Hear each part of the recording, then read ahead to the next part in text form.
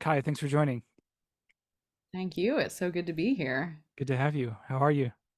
I'm doing well. I'm landed back after lots of traveling again, and it feels so good to be home. Tell me about your trip. Well, I was in Portugal and I was visiting my parents who live there.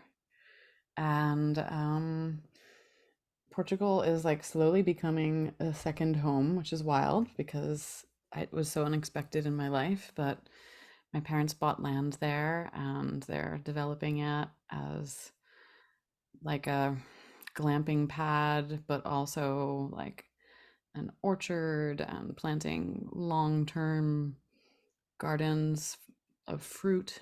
And we got to spend time on that land, which is in this ancient forest on the island of Terceira, and it's in the Azores, um, which are an island chain 700 miles off the coast of Portugal. And I also spent time in Lisbon, which was a first for me, and it was so cool. We stayed we stayed there twice on the way in and on the way out, and on the second time we got to stay in the old city, which has ancient Roman foundations and a Moorish part of the city from when it was like under Moorish rule. And it was just so much history, and it's a city of arrival and departures. Like it's a the Portuguese were these like in the like age of discovery. They were like really out there on their ships, which you know I Yeah, have a lot of like sadness in my heart for what happened because they were out there on their ships, but it was rich history and beautiful to it's layered too, right? layered. Like Yes, layers of history. from like the first century, It's or yeah, amazing. yeah, yeah, pre-Roman. So yeah, I mean it was amazing. It was really good to be outside of the country and get that feeling that you have when you're outside of the country, that the United States are not the only thing that exists in the world, and that there's ancient history and other languages and other cultures. The United States is such a like twisted bubble sometimes, and it was really refreshing to not be here for a minute. Yeah, necessary, I would say, Yeah. to one's to a healthy state of mind. How did your parents come to move there? They are adventurers and travelers, and they used to live on a sailboat that they lost in a hurricane little under a decade ago. And they collected the insurance from the sailboat, and they'd always wanted to sail to the Azores. And they were like, you know what, we're just going to go visit. And they fell in love with it. They started staying for long periods of time. And then they were there when the pandemic hit, and they just started working on their permanent residency, which they are now permanent residents and have all their paperwork in for their Portuguese citizenship. And yeah, they will be citizens and they are landowners. And that was how I was raised, like always on the move. I was always the new kid in school because my parents moved a lot and they were always kind of taking adventurous leaps in life. And that really, stuck with me. I'm still doing that a lot to this day. So did they also encourage your creative tendencies? Yes, they really did. And it's something I think about a lot. Like when I mean, I was always singing from the time that I could speak, and they were always encouraging it. And they did everything to support me, from like paying for my voice lessons with an opera teacher when I was like that began when I was like 13 or 14 years old, and encouraging me to go to music conservatory, and making sure all of my auditions for college went well, and supporting me in college, just like paying for me to go to conservatory and coming to all my shows when I was a young rock and roller coming up in New York City, like helping me produce events when I became an event producer, like being there for load in and build and all my music videos. Like they've always been just like so 100% behind. That's so cool. I Yeah. think I might have met them at Cosm. You did. Were they there that night? Yep. You played They that were show there. at Yeah. Alex Gray's space? Yeah. Yeah, that was a record release at Cosm, and they were. There. Mm-hmm. That's cool. That's great. That's pretty ideal, man. It sounds like you got some awesome parents. They're really awesome. They're really awesome. It was good to spend time with them. I'm an only child, and it was hard. It's hard to be away from them as much as I am because we live on opposite sides of the world. But we got some really good drop-in time. And so now you're back. You're back and you live on a farm essentially, right? In Northern Mm-hmm. California. And Mm-hmm. you've talked about the quality of the land there. Mm-hmm. How does the land influence you in your work? Yeah. Well, yes, I live on over 20 acres of wilderness in Mendocino County, which is we're 100 miles north of San Francisco. I always call it, for the East Coast people, it's like upstate San Francisco. It's like the Woodstock area of San Francisco. And it is land that we are the trustees of and the co land partners with an amazing older couple named Ed and Gail. And we all tend the land together. And um, it is, as full wilderness as you can be without being in like somewhere in Alaska or something. I mean, it gets deeper. It certainly gets deeper. But we're 7 miles down a dirt road. I cannot see any neighbors' house lights or street lights. There are no street lights. It's a private road. All I see is this huge valley and mountains. And I live here with my partner, Haj, who's also my musical partner. And I have my own little house in the forest. So he has a house at the top of the hill, and I have a house down in the woods. And I mean, I'm reflecting on it, especially this morning, because this morning is the first morning that I've really woken up back at home in my own bed, gotten to go for a big walk in the woods this morning with my dog, and just feeling what it is to be a traveler, but to also have a place that I really call home and to have really, really deep roots in big land that's really grounding. There's ancient boulders and ancient oak trees. We have some oak trees that are hundreds and hundreds of years old. There's a creek that runs by my house. It's a seasonal creek. It runs all winter long and then is dry in the summer.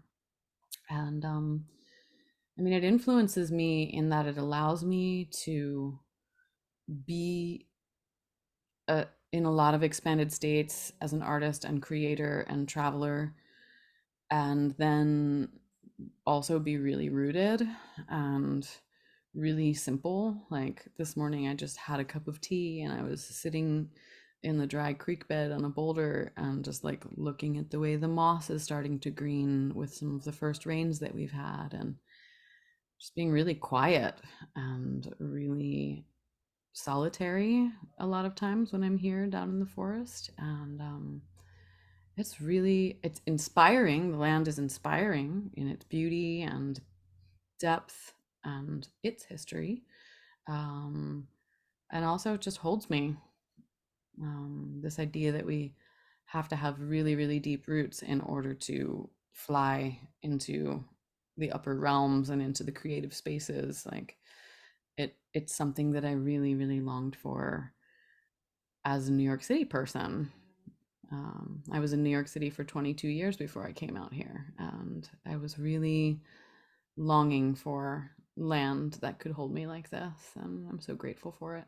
When we met, you were still in Sunset Park, right? Mm-hmm. Mm-hmm. Yeah.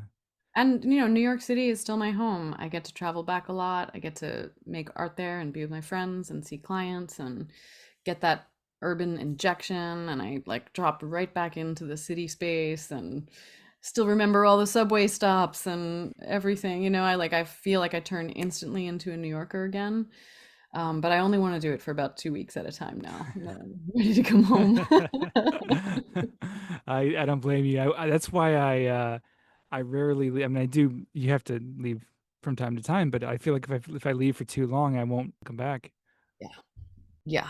And that was definitely what started happening to me as I was traveling more, as I was touring, and just had the travel bug started to, the wanderlust like kept getting stronger and stronger. And I found that I couldn't be in New York City for longer than 6 weeks at a time then without needing to have plane tickets booked and already planning the next adventure. So, yeah.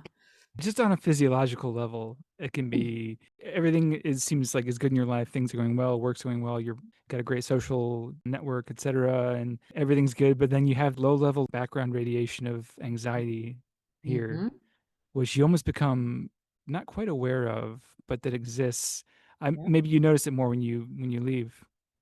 Yes. Yes. And, you know, in my other line of work that is not music, that is also combined with the music as an energy worker and animist practitioner, I was so aware of the density of the energies and that, like, I mean, the wild thrum of the city is exhilarating, but it can also be such an onslaught for sensitive people and for our nervous systems and for our psychic senses. And in many ways, it was a great teacher for me because it really taught me a lot about what is necessary to, like, tend one's body and energy field, to be grounded, to be boundaried, to be able to clear your field after you've been out in a big group of people, or what it is to, like, try to, like, do your best to not pick up all the energies on a subway and just be in your own experience. And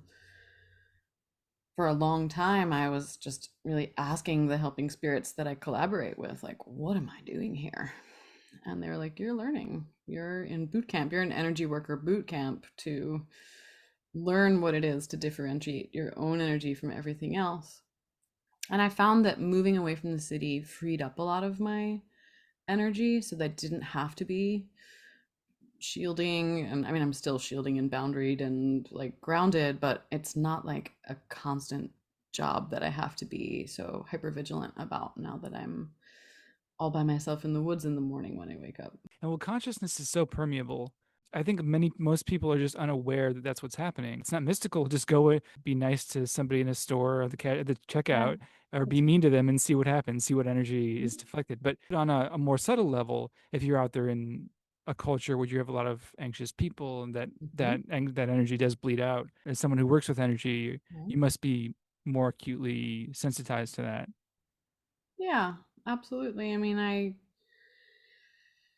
I feel it, in the comparison, like the urban and like wild nature comparison that I get to do when I travel back to New York City now.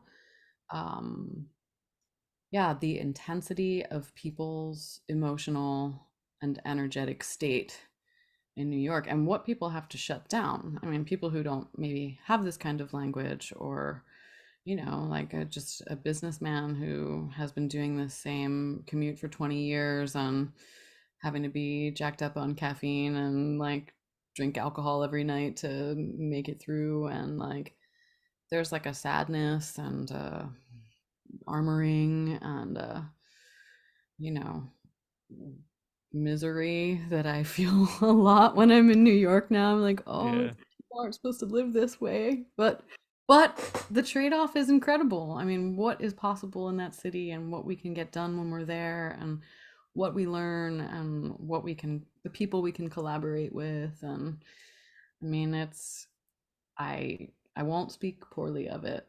I just think it's good for us to be conscious.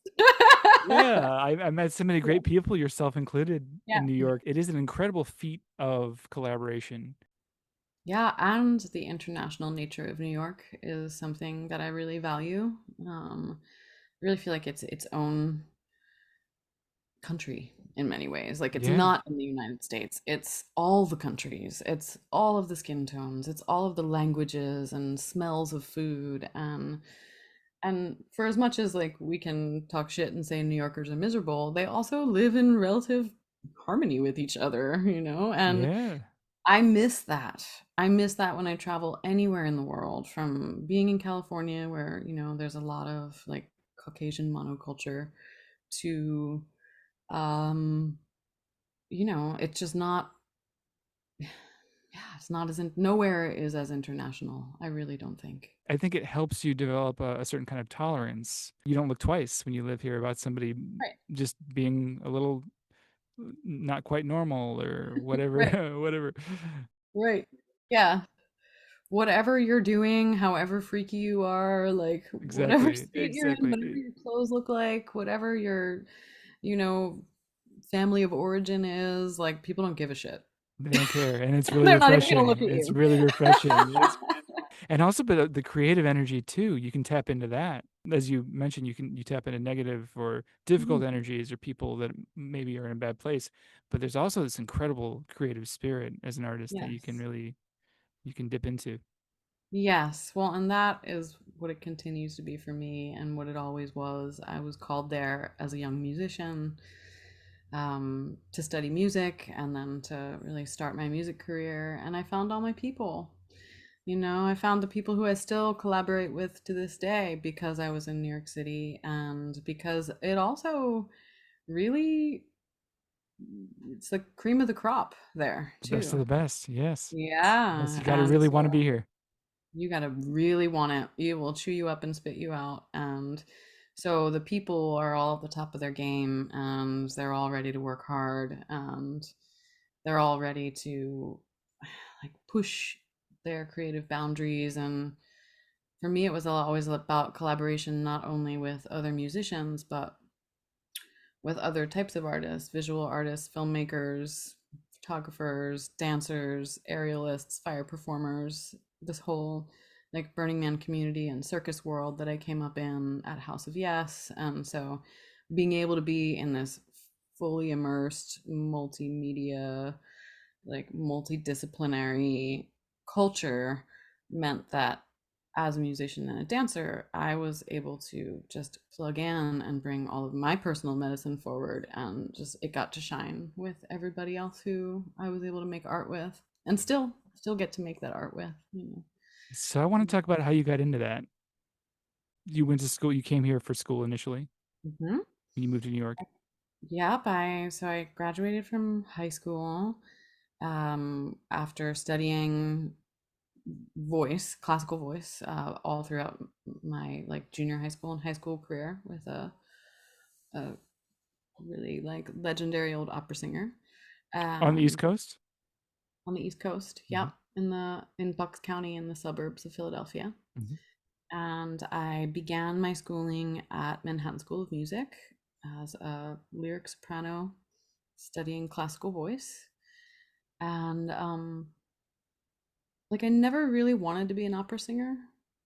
I am a vocalist and it is one of the greatest parts of my personal medicine to sing, but I was being groomed for classical stages and really to be an opera singer. And it's a very narrow kind of training for the voice, even though it gives so much like power and expansiveness and technique and ability to understand how breath works with the voice.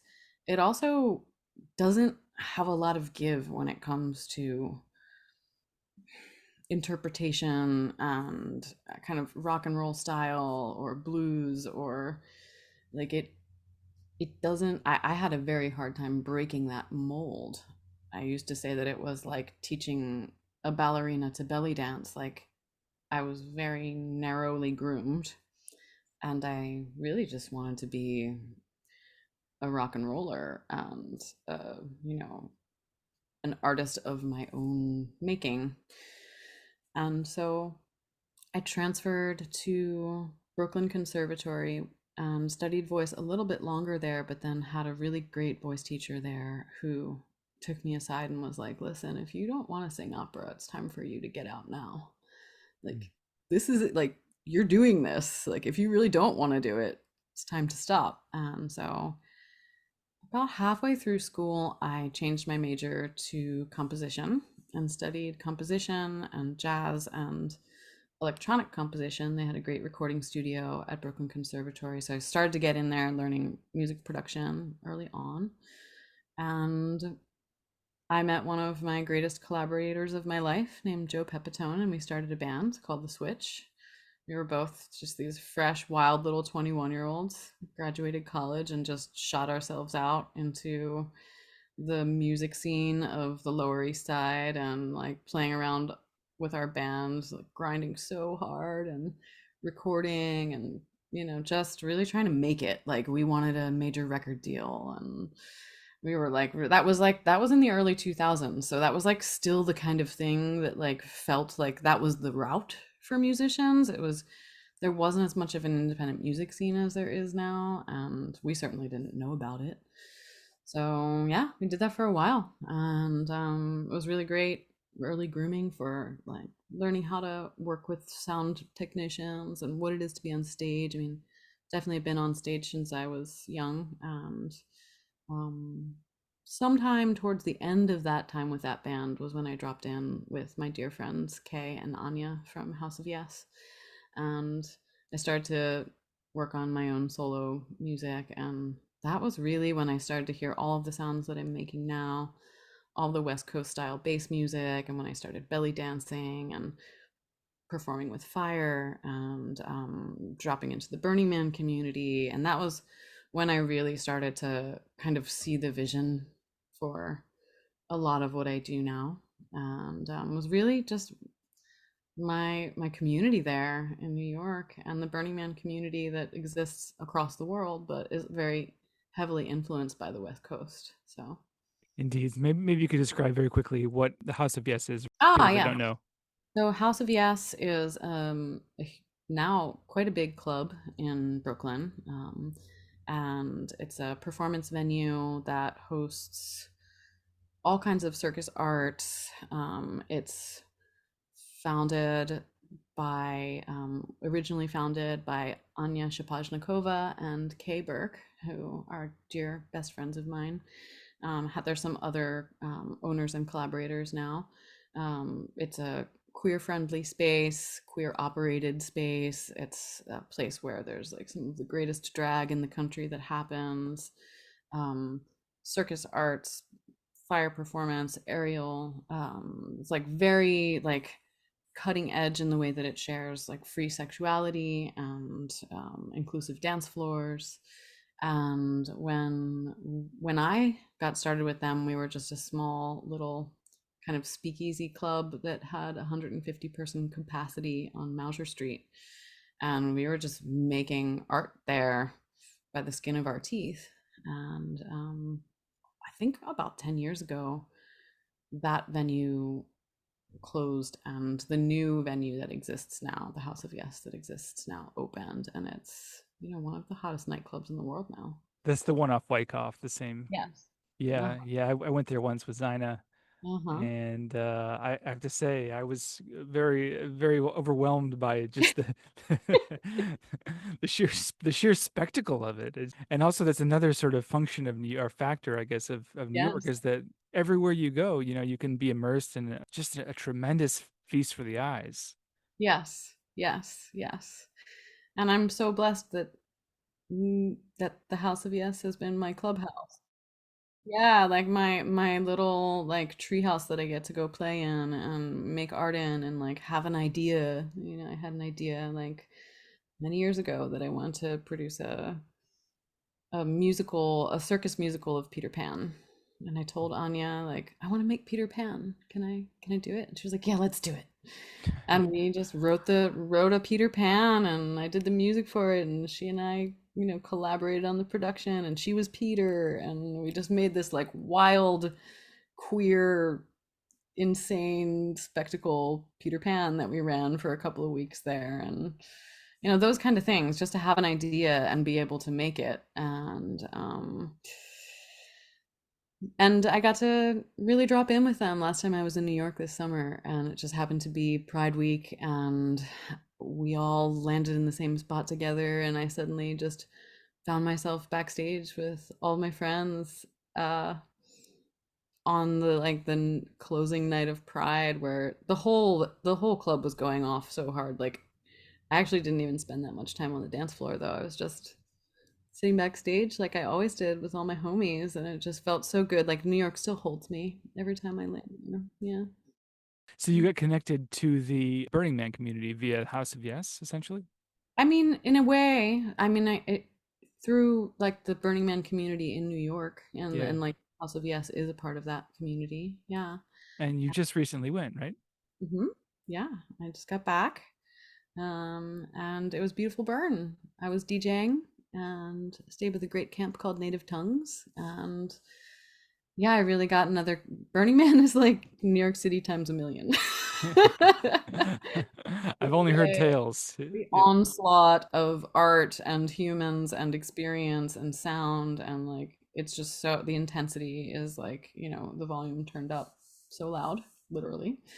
Um and I got that creative infusion that I get from Burning Man that's not all that different from New York City. Actually, Kay Burke was recently saying to me that she feels like New York City is a lot like Burning Man. There's a lot of Not the other way around. yeah, yeah, exactly, exactly. In that, like, you go out and you're like so overstimulated, and you're doing all the things, and you take in all the art, and then you like go back to your RV or your tent or your apartment, and you integrate, and you're like in your little world, and you just have to like be quiet and by yourself for a while. Yeah. But yeah, it was a beautiful burn, and felt really good to be back. It had been many years since I'd been back, and I think it will restart my relationship with Burning Man as a DJ. It was really great to. It was my first time DJing while I was there, and that was a really exciting experience. So you've been DJing more and more lately. I have, That's yeah. great. So I'm a music producer, and I learned to DJ during the pandemic, and all of the knobs and buttons of the recording studio translate to DJ equipment. And I learned pretty fast. My partner Haj is a great teacher and a legendary DJ, so I had a real leg up in the beginning of my DJ career. And it's become a thing that is really sweeping me into a new part of my career.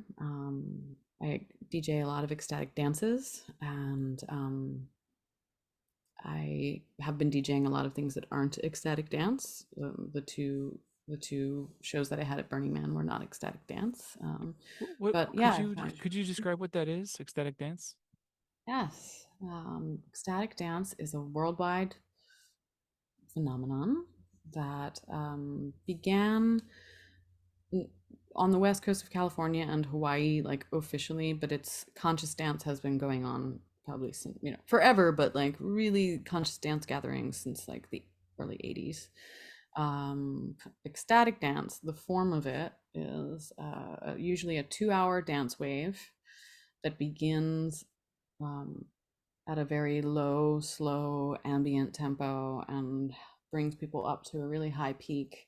And then you come all the way back down into like a resting, quiet, even like Shavasana vibe. And there are some principles that are usually followed at all ecstatic dances, and that is no shoes on the dance floor, no talking on the dance floor, no cell phones on the dance floor, and consent. So, really wanting for people to be able to feel safe in the space that can sometimes be like, very sensual and you're dancing with other people and this person dances up to you. But if you don't want to dance with them, there's usually a polite way of saying no, thank you, just kind of like bring your hands to prayer at the chest and bowing down or giving them a gentle no, or also just people being encouraged to read subtle cues. Like if that person is not making eye contact with you and they keep moving away from you on the dance floor, they probably don't want to dance with you. That's their no. Would you say this is kind of dance as a form of therapy in a sense? It is similar to how five rhythms is another form that is similar to that, a dance form that was developed by a teacher named Gabrielle Roth. Um, it is a place where people move into an ecstatic state. So we're inviting an expanded state. Oh, I didn't mention ecstatic dance is also a sober event. So we're moving into an ecstatic trance experience without the use of substances, just by movement and rhythm and like exertion. And people will often bring an intention of release or not even know that they have an intent. There's something that's coming up and they feel it on the dance floor and they dance through it. So it is therapeutic. And for some people, it is their therapeutic form. Interesting. Now, are people doing? I think I might have heard of this or something like this, where people are doing this like earlier in the day. Hmm. Is that a similar thing? Sometimes. I'm going to play a dance in Oakland next week that's a Sunday morning dance. There's another dance called Daybreaker that is like specifically morning and specifically like similar sober, like a sober freak out. Um, I'll get into that. yeah, it's fantastic. It's fantastic. Really shows what's possible. Well, it's great. I think it also sort of reflects that there is a kind of change in the culture, that more people are interested in not drinking, and more Hmm. people want to connect, and more people want to do things that are good for them and good for other people. And I think Hmm. there is a consciousness shift, I think. Especially in the younger generations, there's a Yeah. lot less alcohol. I just read an article about that, and a lot less. I mean, like sometimes alcohol in a space can make people feel unsafe. People are not reading others' cues, or they're like, starting to act weird if they've been drinking. And It's a powerful substance. It does change one's judgment. mm-hmm, mm-hmm. And while whatever kind of like non-sober states people enjoy can also be a beautiful experience for dance and for dance floors. Like, I'm not gonna say that like dance floors all need to be sober. Not at all, but I just got back from Burning Man, so right, right, right. but there is something amazing to be able to know that I'm capable of this without Mm, anything added. My body can do this. My consciousness can do this. Dance as its own medicine, movement as medicine can move me into a trance altered state. that's It's, good. it's amazing to know that our bodies and our brains, I mean, similar to you, I mean, you're a Wim Hofer and you do breath work. Like, like what does Wim Hof says, getting high on your own supply. Yeah. Yeah. It's transformative. It's amazing. You have all the tools. On a deeper level, I think there's so many layers. I was thinking about this, and I guess that's kind of where I'm at on like on a bodily level, where I still need those tools, but Hmm. if you're a very advanced meditator, you Hmm. can access those states without the cold, without the breath. You have it Hmm. all already. Hmm. It's already there. You're just pulling from, the resources available. It seems like you have a really wide spectrum of tools that you use and what kind of therapies you offer. Hmm. Hmm. Well, I mean, I think the ecstatic dance talk is a really great um, kind of segue and also place that my worlds weave, because all of the work that I do as a practitioner also works with natural trance states. Um, these drums on the wall behind me that the podcast won't be able to see, but you can see now because we're on video. I work with rhythm in all of my work as a practitioner to move myself and sometimes my clients into a trance, natural trance that can be induced with sound. And of course, we're doing that on the dance floor. Dun dun dun dun dun dun dun dun dun dun dun. Um, we're in train. Our bodies in train to rhythm. We tap our bodies tap their feet to the beat. Entrainment also happens in the brain waves, and the brainwaves tap their feet to the beat. We know this from binaural beats. That can help us shift from the alert problem solving state of awareness into the visionary, softer spaces of the theta band. So we got like the alpha and the beta awake, and then we move into the visionary space. We can dial the brain waves down into theta, which is the place right before we fall asleep at night. It's the hypnagogic zone. It's the space of imagery, and it's the space that humans have been accessing to contact their deep intuitive states, their connection to the realm of images and archetypes and ancestors and the natural world. People have been working in that hypnagogia forever, as long as we've been humaning. And we've been using the sound of the drum cross culturally. Absolutely every culture has used drumming and rhythm to induce trance. And that's one of the main tools that I use as a practitioner to collaborate with compassionate helping spirits who do all of my work with me. Um, I certainly work with universal life force energy and therapeutic touch and sound in all of my work, but the majority of my work at this time as a practitioner, as a teacher is in collaboration with trusted helping spirits that I've been working with for about 2 decades, and I've been initiated to collaborate with by some really incredible teachers. Um, I'm inside of an, a couple of lineages of teachers who teach this work, and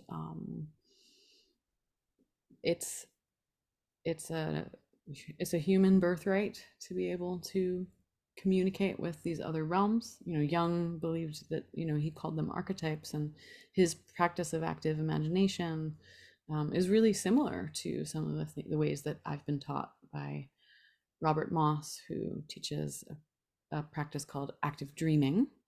And that we do, journeying with the sound of the drum and working with our spontaneous night dreams and visionary states.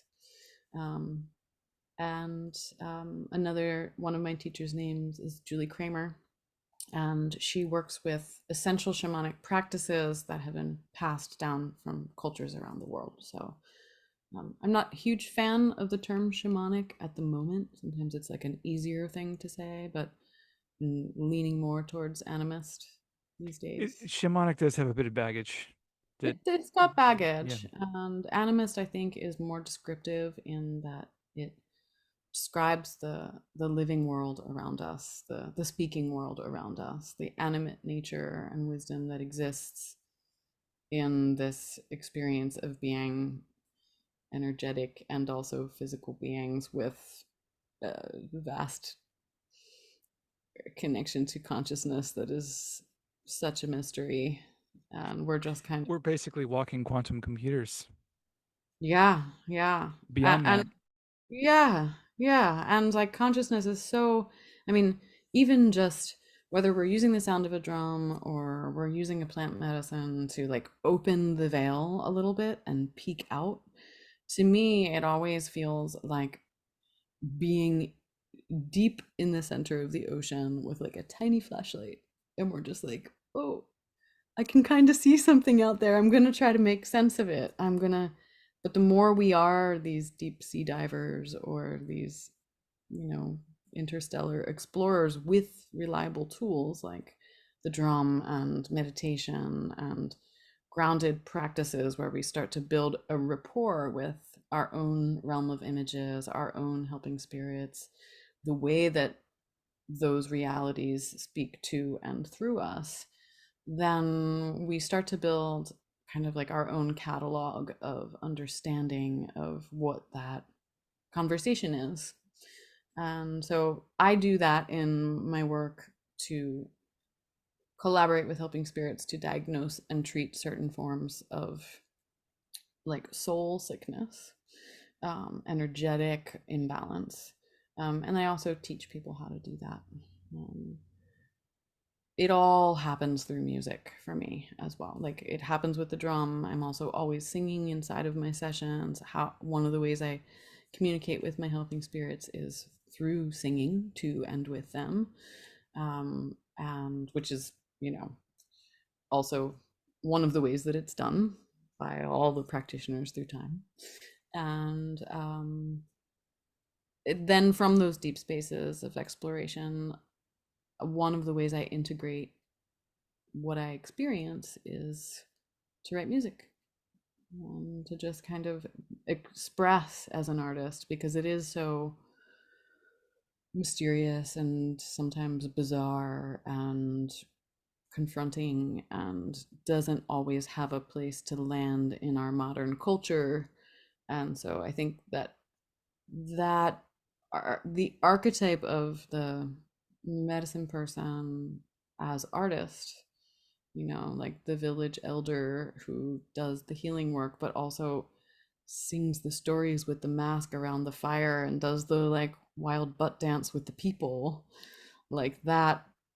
The artist and the healer have been one before in all of our past, and so that's kind of when I started to realize that those two paths are interwoven, it started to make my own gifts feel a little bit more understandable to me. So maybe you could talk a little more about the entities, the helping entities, Mm. and Mm-hmm. how you met them? Hmm. Wow. I'm gonna just pick up my rattle for a second because I'm gonna talk about them. I just want to check in quick one moment.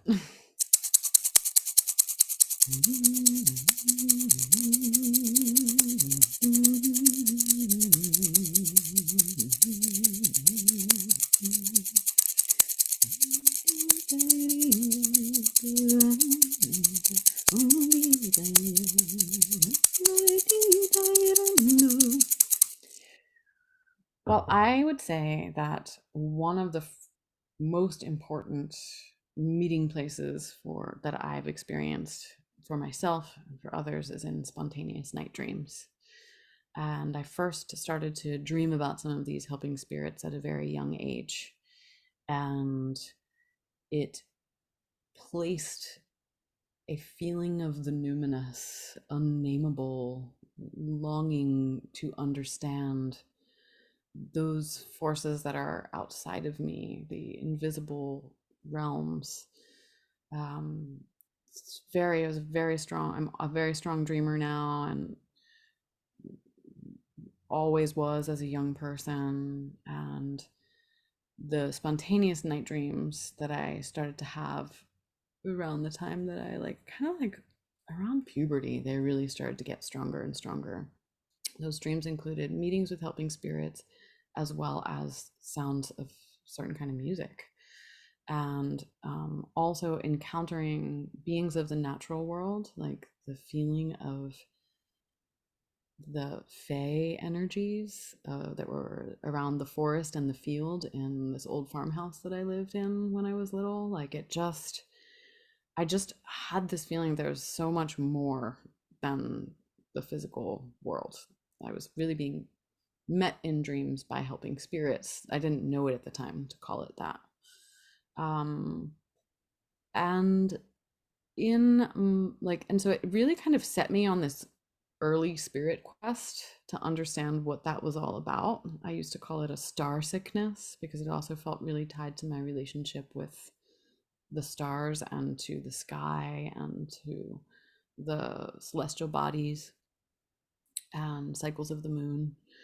I was a young baby witch, but I didn't, it was just blossoming in me. But it was very much about a presence of compassionate beings who were present in my spontaneous night dreams. I didn't have a way of communicating with them in ordinary reality yet, though. And that took shape over the next, number of years until and it set me on a spirit quest which involved a lot of early psychedelic experiences and like working with the tarot and learning reiki and like reading every weird book as a young like 20 something, like all the like starseed books, and just like I totally went on the ungrounded freak out that many people have to pass through of discovery and Yeah. curiosity. Yeah. I really took the ride. Yeah. And studying ancient Egypt and just all the like Celtic traditions and really trying to trace back human history into a time when we were magical. Like I was just on this quest to prove it that there was something out there, as so many of us are. And it was really when and during that time, animal allies started arriving in my life, like non-ordinary, spirit animal allies, and certain deities started to really become strong guiding energetic forces. I studied a lot of um, Joseph Campbell, really went deep into the way that the archetypes moved through human history, and it all started to, make sense in the ways that it can as a young person, or the way that it can as a human. I don't know if it can ever totally make sense, but So when I went, go ahead. you were on the hero's journey. I was on the hero's journey. I really was. Yeah, I was on the hero's journey. Still am. But really questing to find those helpers. And it was when I met Robert Moss, who is an incredible teacher of dreaming and earth-based practices. He's an elder who is a best-selling author. Everyone should go out and, look him up. I got to study with him for a decade. He was living in upstate New York, and it was a time when he was doing a lot of in-person work, traveling a lot, and I got to really just sit at his feet as a young practitioner. I became a teacher in his school of active dreaming, and he was the one who brought those ancient lineages as a scholar, as an elder, as a teacher, as a person who helped me really craft what it is to understand what it is to journey with the drum, and to move into that work with more precision and groundedness and safety, and the provisional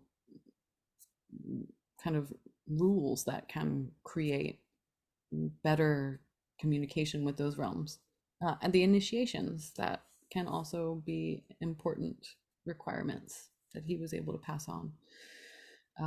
And so, yeah, it became more crisp and clear then who those beings are and how to communicate and collaborate with them. Can you describe who they are? Like, I mean, just in terms Mm. of, Yeah, I can do they describe a have little bit. personal? Do they have what kind Yeah, of yeah, personalities? And yeah. I mean, you know, I tend to be a little bit private about their specifics. Um, but there are, we sometimes these beings can be called a medicine council, a council of the same beings who continue to work with us over a lifetime. Some of them are animals. I work closely with lion. I work closely with the energy of great serpent. um, I work closely with the energy of the ancient cosmic goddess who has 10,000 names, that shows herself sometimes to me as Isis, sometimes as Hecate or Sekhmet, or um, Queen of the Forest. I work with some of the ancestors of my lineage and of my bloodlines. I work with, and they are specific beings. They are like specific. Yes, they have names. They have personalities. They carry certain medicine traits that. And when I say medicine, I mean like energetic, magical qualities, like the superpowers of. So in the collaboration with these beings, I carry little strands of each one of their medicine, and that is a mantle that I carry in the world to collaborate with them and to carry their medicine into the world. So um, I trust them. I love them. They offer me healing. They offer my clients and my loved ones healing. They help me to stay safe when I am doing deep work. And I've been blessed by my teachers and the lineages that I work in to really continue to have a growing understanding of what it is to be in collaboration with these forces. And I'm about to turn 45 this month, and so I consider myself like a baby elder. Like I'm not, I'm still, I've been doing this work for about 20 years, but still, like, I have a lot to learn. And I don't want to sound like I'm trying to be an expert here, you You know? haven't transfigured yet. No, no. And I'm like, I'm still just trying to step humbly into the temple and not, think that I know everything. However, these tools are a way that I am able to navigate my reality. It's one of the ways my consciousness really locks in with life as a human. So when you have a client, when they come to you, what might they come to you with? Will they say, I have a certain problem, I'm depressed, I have a lot of anxiety? How do they find you? I mean, they can find me from the internet and things like that. I am also blessed to have incredible clients who refer people to me. A lot of referral. Could you give an example of an issue that they come to you Mhm. with and how you might respond? Yeah. Um, so we're treating symptoms of energetic and kind of imbalance in a person's soul story. It's not psychotherapy. Um, I'm working with the ancient animist idea that we can either have some parts of our vital life force and soul essence can be lost to us over time that needs to be retrieved, or we can have intrusive energies that don't belong to us that are inside of our body and field that need to be removed. So someone would come to me with a set of symptoms. They might say, I could, like, a common set of symptoms is I am so sensitive to the world around me. I have really crazy dreams. I see dead people. What do I do with all of this? So sometimes it's about us helping people to make sense of their sensitivity. Or there could be a rut in life that they're in, like incredible financial disarray that just keeps repeating itself again and again, that we might find has some sort of like energetic block or curse that is, somehow laid inside of their family line, or a thought form that's acting as a curse. So I some of the techniques that I practice are soul retrieval, curse unraveling, compassionate depossession. um, It sounds like you're like I say this in the best yeah. possible way that you're like a new age Ghostbuster. I'm a new age Ghostbuster. Yeah, I mean, one of the biggest things that I do is work at the threshold between the worlds as what we call psychopomp. So, psychopomp comes from the Greek root. It means conveyor of souls. I help lost souls to cross over. I love to work. I do a lot of space clearing in people's homes and land if they have hauntings. I also have done a lot of work at the bedside of the dying to assist them in crossing. Um, and yeah, but also the retrieval of people's power in personal medicine, and helping them to connect with their helping spirits. Um, so the retrieval of one's power, soul, essence, and life force that may have gone missing throughout their life, um, or cross lifetimes, and also the removal of anything that is not them and not theirs. So it could be something as like simple as like being all gunked up from life in New York City. I have a lot of clients who are New York City people, and so sometimes we address like, wow, you just need a good kind of like sweeping of the gunk. But sometimes it could be more specific, like there is a suffering being hooked inside your body or energy field that we need to negotiate and assist in crossing over. There was one time you sang to me, I can recall. It was a one-on-one Mm-hmm. session, and it was more of the sweeping effect. I just felt good. I didn't know what Mm-hmm. exactly happened. I was slightly bewildered right after, right afterwards. But then I just felt lighter.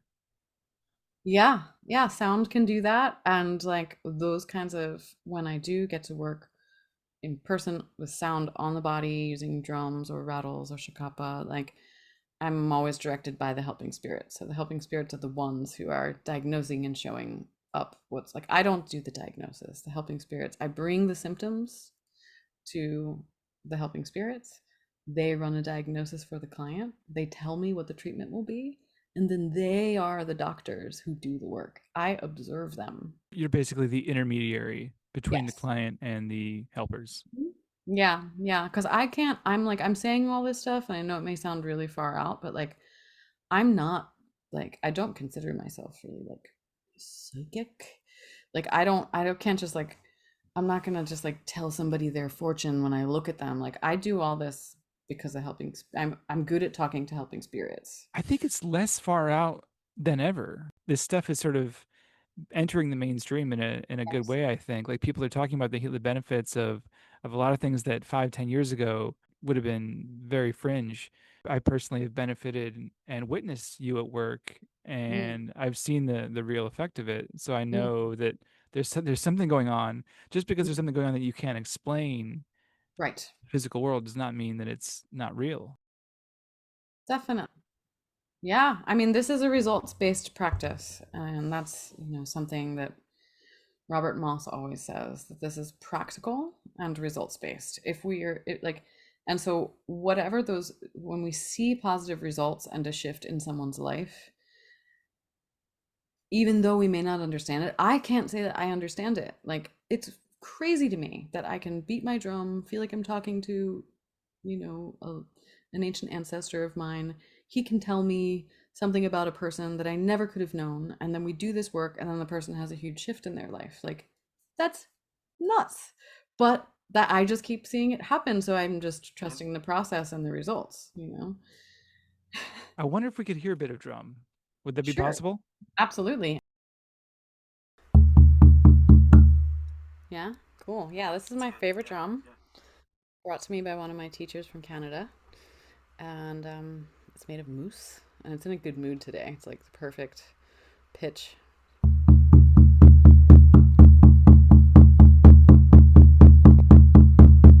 And that's the heartbeat drumming. That's the rhythm that if we do it long enough can induce trance.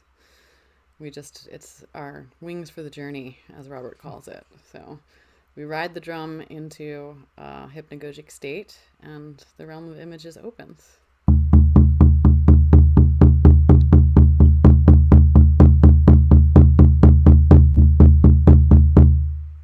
Yeah, Thank you. yeah. This drum has been through to the backside of the universe with me. It's a well-traveled drum, It is. It is. well-tempered. Yes. One of my greatest allies. Yeah, and it's so Mhm. simple. It seems like you can do so much with so little. Yeah, we don't need much. We don't need much. And also, we can do a lot with even more. We can create an electronic dance track with repetitive rhythm and incredible celestial synth effects that we can blast through a huge sound system that people are dancing to in the desert, and it can induce a trance state as well. Mm. So I think of my work as a DJ and music producer and my work as a practitioner as very similar. It's like really similar modality, like getting people to get into the body, get out of their everyday consciousness and into an expanded state and experience what's there for them, and hopefully inside safe containers. It's one of the reasons I love ecstatic dance so much, because it's more of a reliable, safe container. Um, and some of those more wild containers, like Burning Man, everybody on whatever their magic cocktails are at the crazy interdimensional party for all beings, a lot can happen there too. What are some of the dangers of the work that you do? Mm. Well, I would say, when we're dealing with the great mystery, we can encounter anything. And so there are forces that may intend to harm us, malevolent forces, forces that would want to feed on our energy, or become intrusive inside of our bodies and our fields. So certainly those kinds of kind of mythic dangers exist in the world and between the worlds. And so walking with protection, not only energetically and being grounded and embodied and having safe practices of boundaries and clearing and release when the work is done. But also, I would say one of the dangers is we're working in expanded states and we always run the risk of egoic involvement and having a hard time returning, and having a hard time integrating the experiences that we have as we return to life as a modern human and not knowing how to translate that.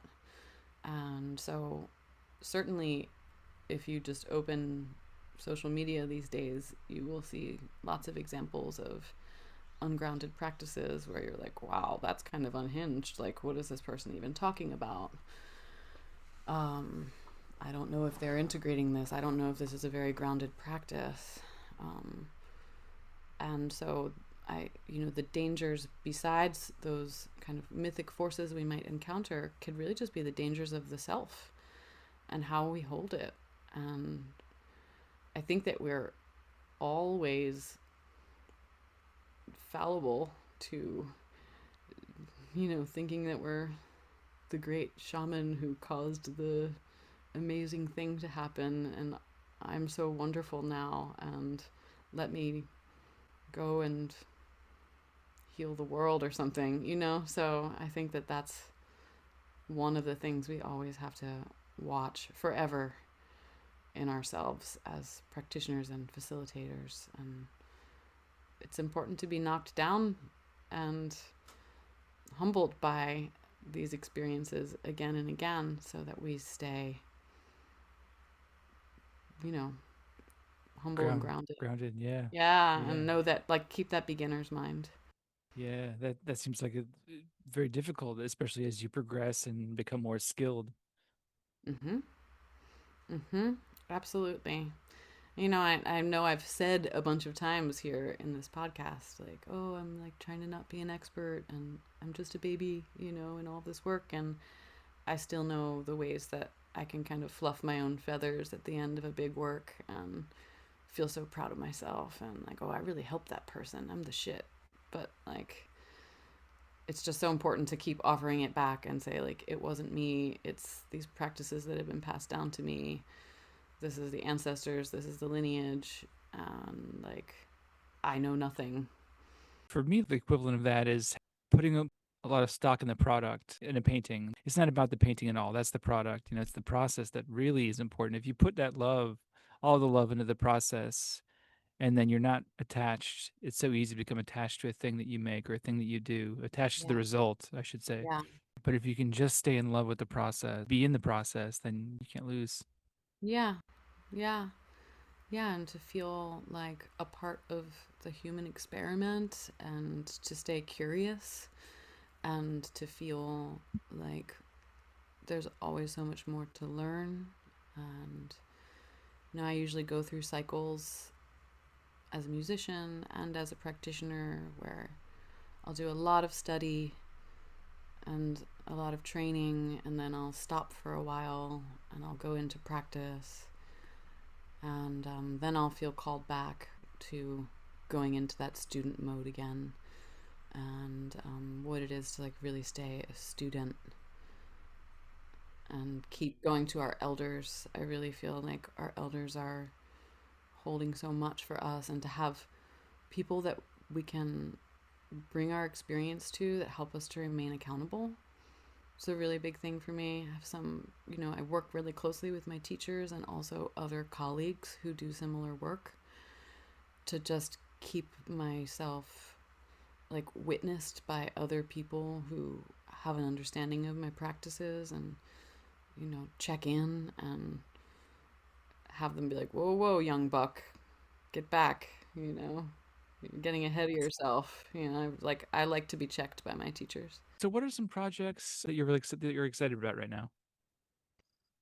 Well, I'm in a very deep DJ mode at the moment. I'm getting ready for a bunch of dances that I'm going to be DJing in the coming months. And I am working inside of an incredible group of other practitioners, um, 5 colleagues of mine that gathers every month to share practices together. And I'm excited about that because it's been a 2-year container that we continually bring our experiences and case studies of our clients, and we go on retreats together, and called the Wild Mystic Council. I like that. That's good. That's good. And I'm hoping to get back in the studio soon. It's been a really outward time of performance for me. I'm really hoping to record some of the new music that I've written over the past few years and that have been synthesizing my journey, and to be able to offer this new music as, electronic, organic composition. And I am converting my room in my house into a temple space that will be a gathering space for meditation and music and movement. I'm really excited about that. We're putting paint on the walls and new floors in. I'll have to come check it out. Yes, yes. So I'm looking forward to inviting more people to the land and having the land be a place of gathering and retreat and exploration. You sent me your Substack, and I wonder Mhm. there's some beautiful writings there, and I wonder if you Mhm. could maybe read something, one you're Sure. excited about. I place an offering at the crossroads and welcome you here. This is a place of story, song, chant, and prayer. Pages pillaged from times long ago, mysteries, prophecies, and wailings with divinity. I offer songs here, the chalice of lips and lungs. I make offerings to ancient things with you here, as we stir the embers of the wilds in our bellies. I welcome you to journey with me, together and apart. I humbly bow to the mystery that you are and the many ways it moves through you. This first vignette comes from a tale of deep dreaming that follows me across life. It is an excerpt from the Tale of the Looking Stone, about a seer on a journey of heart and devotion. I wrote an album a few years ago for this woman, who is me and not me. Our lives brush up against each other sometimes, and she continues to fill me with inspiration and melody.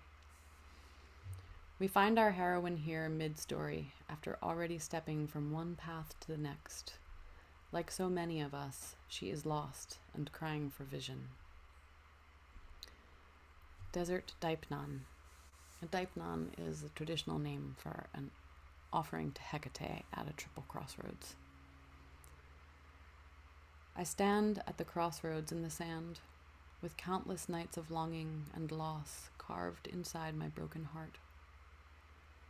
Had I somehow lost my way, taken the wrong path, leaving a world of love and softness behind? I stand at the crossroads in the sand, the pain so complete, so exquisitely wrenching that I know nothing but the sensation. My breath comes in short gasps and then stops altogether, my lungs hollow, fused with the void. Surrender fills me as the bones of my chest crack open. My heart's blood weeps onto the path, leading 3 ways at once. The looking stone is already laid out beneath the sky, its depthless wonder a reflection of the cosmos wheeling overhead. I had already looked and looked and looked, already asked the questions again and again. There is nothing left for me but this final breaking, to give up irrevocably to the cracked open undoing of the essence of my life. It isn't hard to pull my heart from her casing. She is already liminal and emerging, pulsing with her final beats, an offering to the end. As I place her there, this instrument of my soul. She continues her steady song, pounding out a cadence of memory, a living drum of flesh and electric tenacity. I will not be broken and lost, she seems to say. Still I live, still I sing, still I tap out codes upon this earth. I wonder at the mingling of blood, stone, sand, and sky. Not an ending, then, but an offering. Not a sacrifice, but a completion to the living altar, a place for divinity to descend.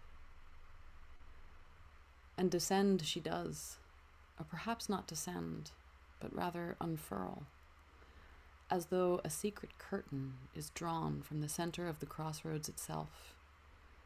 A shrouded figure of all that lives, dies, and is reborn, the soul of the world, carrier of the torch, the key, the sword, and the whip, mother of night and mystery, the pathmaker herself, knower of every road. The one who knows the way looks deep into my eyes, and then to my heart, still beating on the black stone. It has come to this, I say. I cannot walk alone anymore. I've wandered so long inside the tides of directions long changed. You were never alone, she moans on the wind. You were always carried in the folds of my robes, ever hastened to this rite of passage, again and again. This moment is ever present, she continues.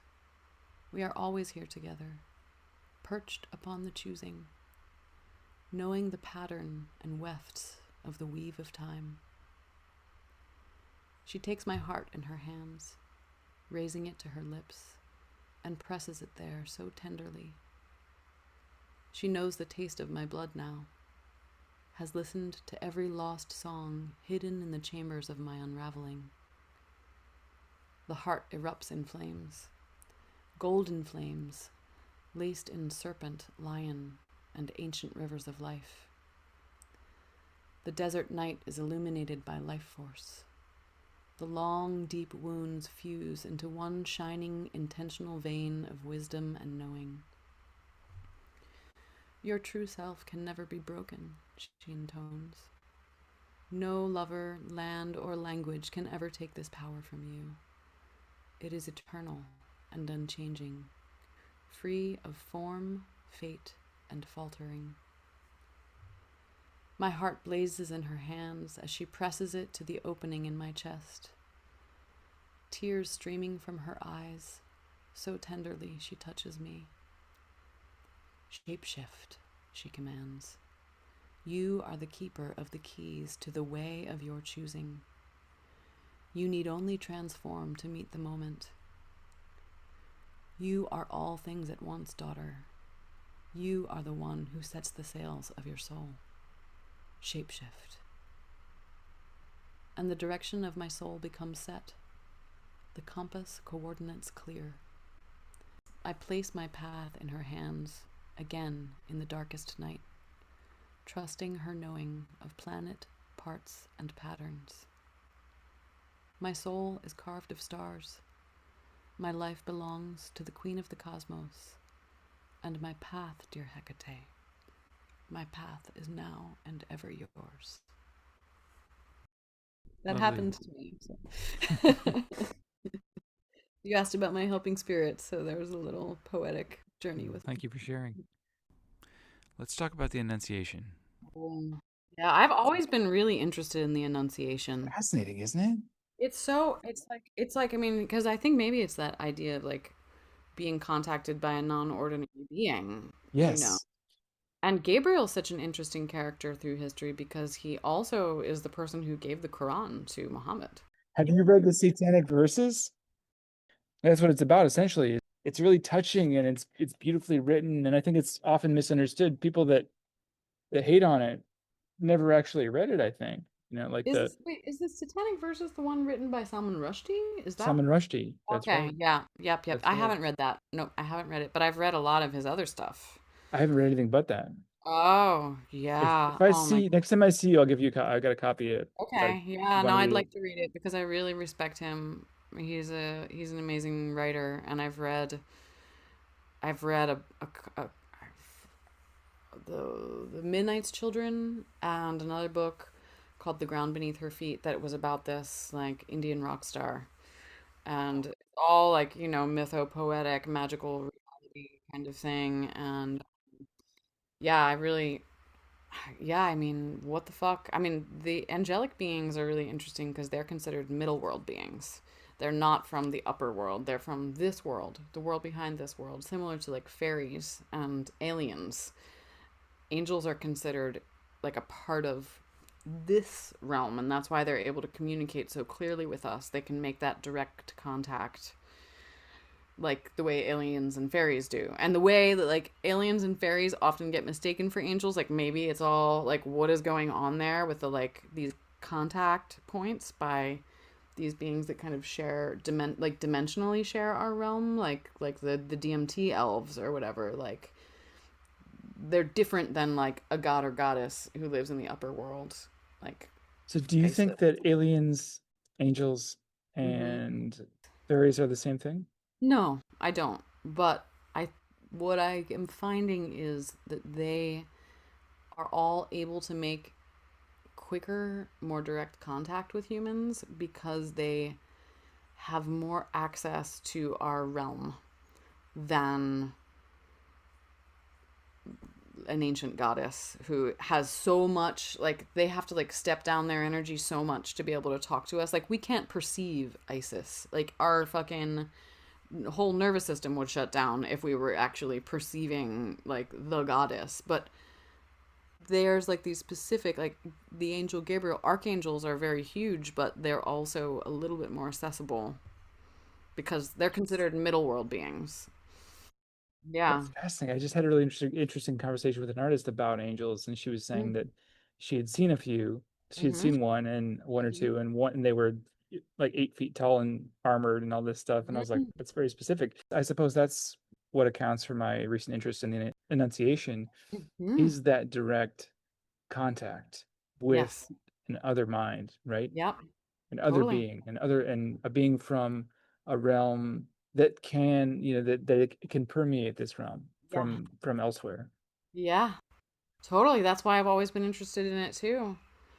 Yeah. I mean, and I don't really know much about like Christian culture. I wasn't raised in it, but anytime I ever saw Annunciation art or heard about the Annunciation, I was like, whoa, that's fucking cool. Same, and that's what sort of Yeah. spawned this whole series. It kind of came at me surprisingly, just thinking about who are they? Why are they coming? What has been communicated? But it seems to me in the Annunciation paintings also the really critical thing is the beam of light, Yeah, which I may was just about to seem, say that. yeah, Yeah. Yeah. It's always there's always the beam of light. Yeah, this like piercing through. Yeah. piercing through from elsewhere. Yeah, This exactly. divine light. Exactly. And then one thing that I'm also gravitate towards with the Annunciation is that it seems to be less sectarian than, I mean, it's less, there's less baggage, it's less loaded, it's more Yeah. open. You're kind of like, what? Yeah. I don't really know what's going on there. It's magic. Yeah. Yeah.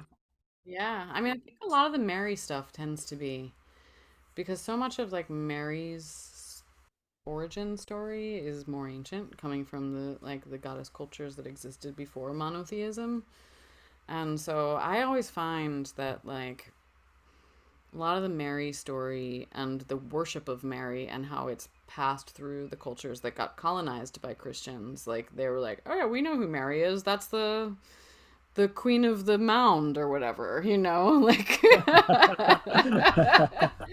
Oh, sure, Mary. Yeah, yeah, we'll go with Mary. It's Well, yeah. you want us to call her Mary? Cool. Why is Christmas on the solstice? Why are all these holidays around certain times of the year? It's like they've just you can see the way in which Christianity folded in the existing traditions. They had to because it was so big, and they were like, "Oh, they won't do our thing." Okay, make Pentecost at Beltane. We can make yeah, it's a fertility rite, but not, you Yeah, know. yeah. And it's I love that though. It's a living thing. The whole thing is it's never static. You know, the culture is never static, language is never static, art is never static. You see the way in which it evolves and then stories. I guess another sort of thing about the Annunciation that is interesting to me is that there's such and a lot of paintings historically in the Renaissance, you have like biblical stories. There's really a lot of meaning, and there's a shared understanding of this story and what it meant, even if it is kind of abstract. We love stories, right? Oh yeah. We like have to try to like tell stories about this thing that's going on here. And I mean, yeah, I mean that's what really why I love Joseph Campbell so much. Like I feel like he really synthesized so much. Have you done many Joseph Campbell deep dives? I watched the interviews Yeah. at Yeah. Lucas Ranch, Yeah. Yeah. and they were just I it blew my mind. I watched them all during COVID, Oh, just good. binge Yeah. watched those. Just Yeah. Yeah. Well, if you feel like getting really nerdy, his books that he wrote, there's one called The Hero's Journey, I one called have read that. The Masks of God, which is a 3 or 4 part series that goes through, and they're like big fucking like honker books, but so worth it. You have to be like in a very like collegiate mood, but it takes you through. There's like different. I think it's like the Occidental. Is that like from like the Caucasian Greek roots, right? There's like a Asian um and like maybe like of North and South America, but it like traces the archetypal stories from humans' roots, like from Paleolithic times in like the caves in France, like through, and like he just like marks out like all the human stories again and again and again, and how they're just repeated and repeated and repeated, and he goes so deep, and it just makes you just believe, like he's so good at it. I'm definitely going to be reading that. Thank you for the tip. Yeah. I think that's a good place to wrap up. But Mhm. before we go, maybe you could sing a song. That's not too Yeah, much to ask. sure. I will do it. I'm gonna sing it on my drum. A song called "Rite of Passage," and it's for the ancestors.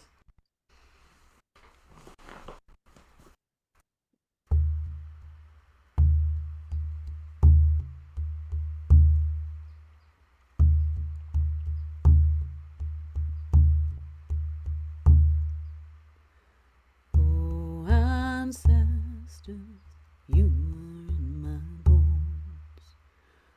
Oh, ancestors, blood and sea and stone. Oh, ancestor, calm my spirit home. For I've wandered on and on and on and on and on and on.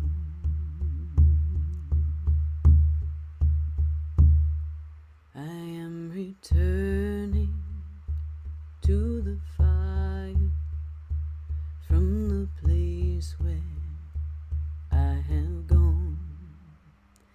I am returning in the spiral, in the ways I have been shown. I am returning through the water, through the wind and open road, and I am changed by rite of passage, and my path is clear and known.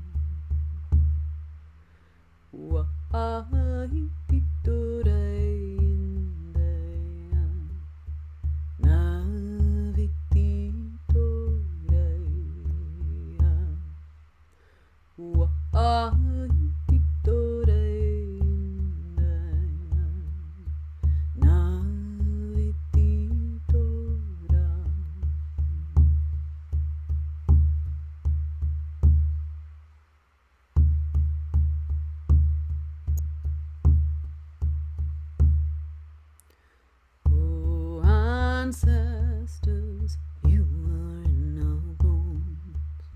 Oh, ancestors, blood and sea and stone. Oh, ancestors, come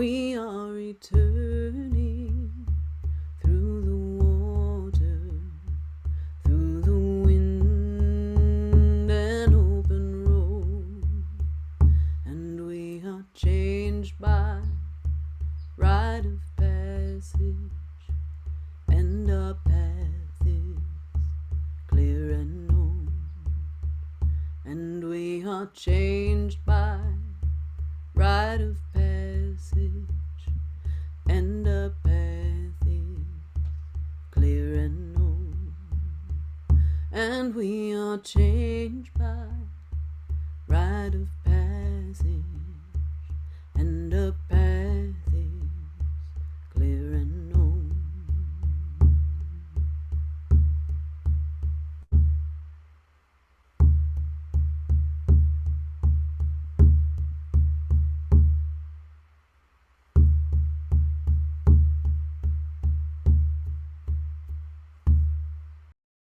Wonderful.